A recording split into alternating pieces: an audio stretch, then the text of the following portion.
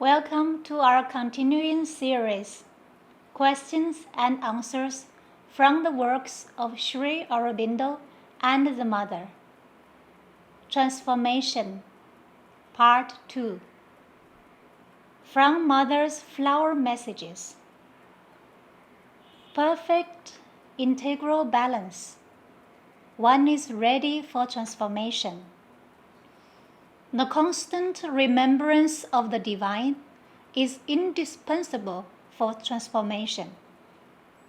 Be simply sincere in your obedience to the divine. This will take you far on the way to transformation. Silence all outside noise.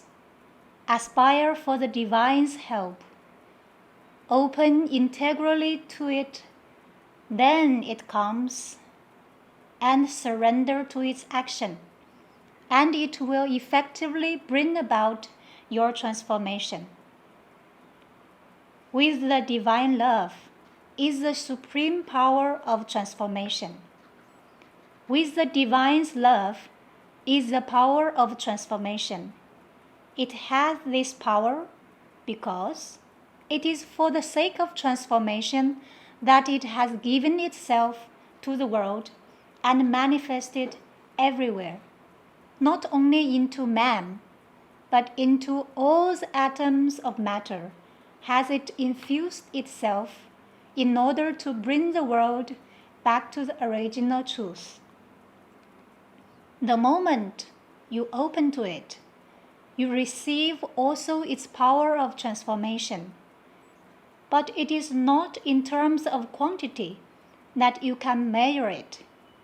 What is essential is the true contact.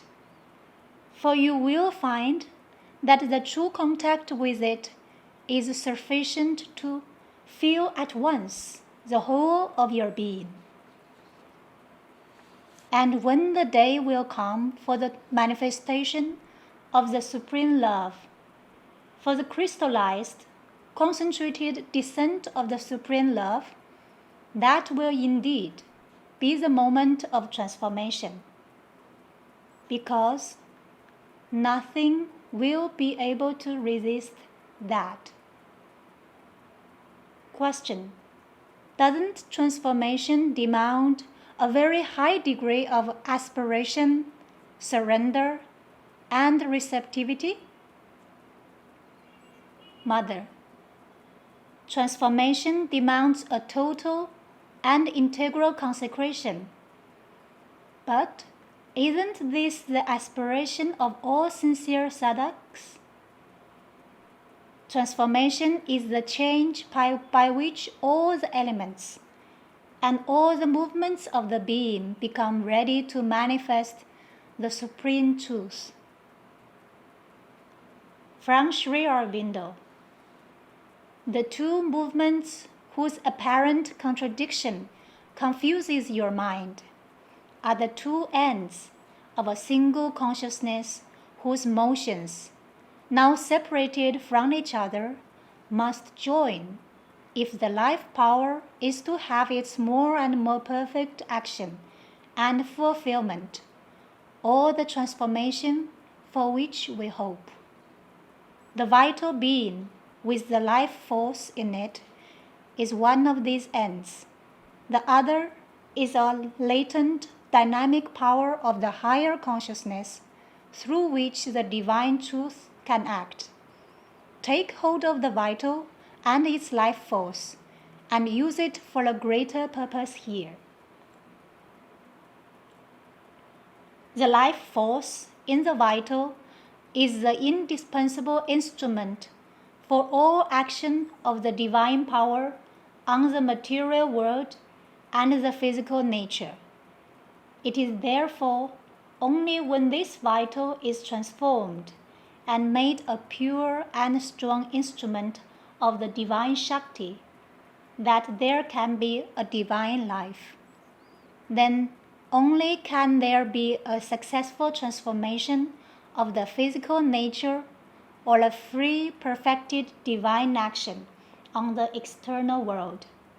For with our present means, any such action is impossible. To come into contact with the higher mind consciousness is not enough. It is only an indispensable stage. There must be a descent of the divine force from yet loftier and more powerful reaches, a transformation of the higher consciousness into a supramental light and power, a transformation of the vital and its life force into a pure, wide, calm, intense, and powerful instrument of the divine energy, a transformation of the physical itself into a form of divine light. Divine action, strength, beauty, and joy are impossible without this descending force from the low, invisible summits. That is why, in this yuga, the ascent to the divine, which it has in common with other paths of yoga, is not enough. There must be too a descent of the divine to transform all the energies of the mind, life, and body. The vital may understand, but that is not enough. It must wholeheartedly call for the peace and transformation. It was inevitable that in the course of the sadhana, these inferior parts of the nature should be brought forward in order that, like the rest of the being, they may make the crucial choice and either accept or refuse transformation. My whole work depends upon this movement. It is the decisive ordeal of this yuga. For the physical consciousness and material life cannot change if this does not change.